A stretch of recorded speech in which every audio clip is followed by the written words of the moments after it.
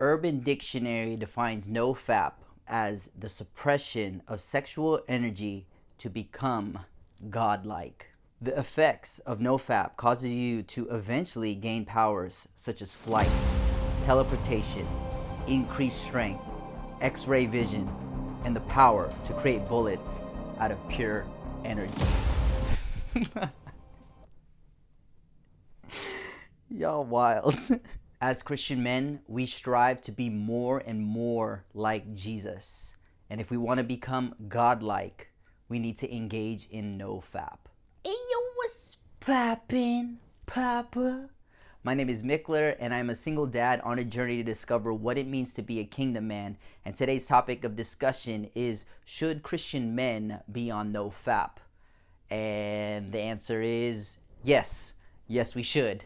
But instead of giving you the long list of Bible verses that talk about perversion, lust, sexual impurity, because I know you are already well aware of these, I wanted to take more of a earthly approach, anecdotal, experiential approach as of what I've gone through, what I've experienced, and hopefully it blesses you to really engage in the process of NoFap. Porn and masturbation messed me up in a couple of ways, had me on a couple of vicious cycles.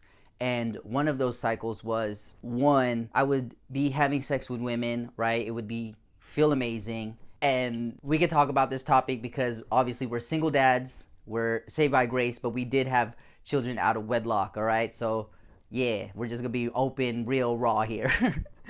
So I'm smashing on women, and what would I do after? When they would go home, I would literally pull up my computer and start watching porn.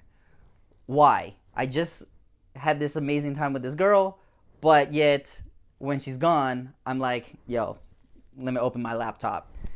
And it was horrible because really I wanted to be stimulated even more, where that physical act of having sex with a woman was not enough for me. I wanted more. So I would watch porn because now I could have sex with multiple women or different women, right? A plethora of women, not just the one that I was able to pull. That porn was more stimulating to my brain and my body, and pretty much it just gave me more options. But because I was still on that cycle, when I would have sex with women, then I was putting these expectations on them to perform a certain way, to perform like these porn stars that I was watching, that I was infatuated with. And then that would cause them to either be reluctant to do things or just leave me unsatisfied, wanting more. So this continued that cycle where, okay, I'm smashing on a girl, and as soon as it's over, I go watch porn.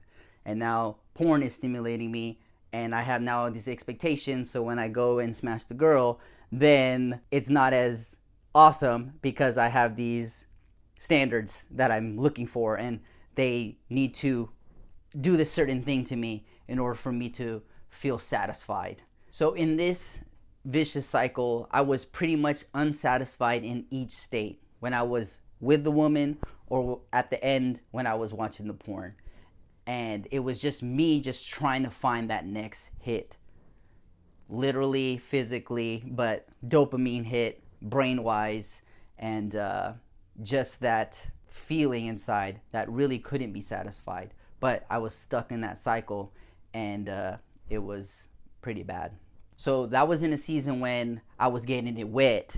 But in a dry season, when I wasn't able to get girls, there was still another vicious cycle that was present. So watching porn made me happy and content, when in reality, I was sad and unhappy with my life. So I didn't get the girl's number at the party, or I didn't close in on that date with that woman that I matched with. Then I would just turn to porn and masturbation to feel happy and content again.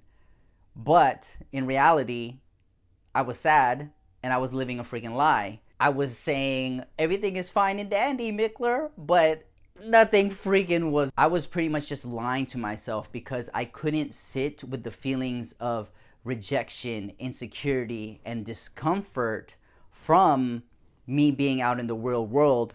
So I would just turn to the virtual world at the end of the day just to cope with it. I would find the escape with porn and masturbation. But because porn and masturbation was my go-to, then it really didn't give me a reason to go out and try again. I didn't have to try to approach women at the party or at the gym or at the grocery store. I didn't have to go on the dating apps and try to match with women anymore, because if I could just get my release and that feeling of, oh yeah, things are good from watching porn and masturbation, then everything's fine, right? But again, now it's that vicious cycle going back and forth where it's like, I'm watching porn and masturbation to cope with my feelings. And now, because I've been watching porn and masturbation, I don't have to go out there and get a real girl because I can just settle for the one on the screen. Another vicious cycle. So yeah, I was pretty much just tired of these cycles inside of my life, and I really needed to break it. I heard of a NoFap before, but it wasn't until I heard Mark the Messenger talk about semen retention that things kind of shifted for me, where he mentioned that when you're on semen retention, you're on a higher frequency, you're on a different vibration, you're on the set apart frequency, which is where you are holy unto the Lord. And dang, that really moved something inside of me, where I was like, wow, yeah, I am not of the world. I need to be set apart. So I need to be on that higher frequency, on a different vibration, on that godly vibration, become godlike. And then I came across this video from a guy named Hamza, and he talked about semen retention doesn't count if you don't get girls. And I was like, oh, what a savage. So if I'm not actually going on dates with women, if I'm not even attracting women, then his take is that semen retention doesn't even count because I'm not even retaining because I choose to. I'm retaining because I actually just can't pull women. And I know that's an earthly view, so it was the mixture of the Mark the Messenger, which was a more godly one, and Hamza's like, hit me in the gut, where I was like, dang, I need to do something about it. It's freaking time. And it starts with me deciding to do NoFap. So if you are on a similar journey, hit me up on Instagram. Let's chat about it, bro. Let's chop it up, go back and forth. So hit me up at Mick Holistic. If you are on this journey and you find yourself struggling with lust, especially in places like the gym, then I want you to watch this video up here. Or if you want to know the 3 things that I did in order to overcome porn and masturbation, start the process of NoFap and semen retention, then you could check out this video right here. And peace and love, Papa. I implore you to stay the course because it will all be worth it, my boy.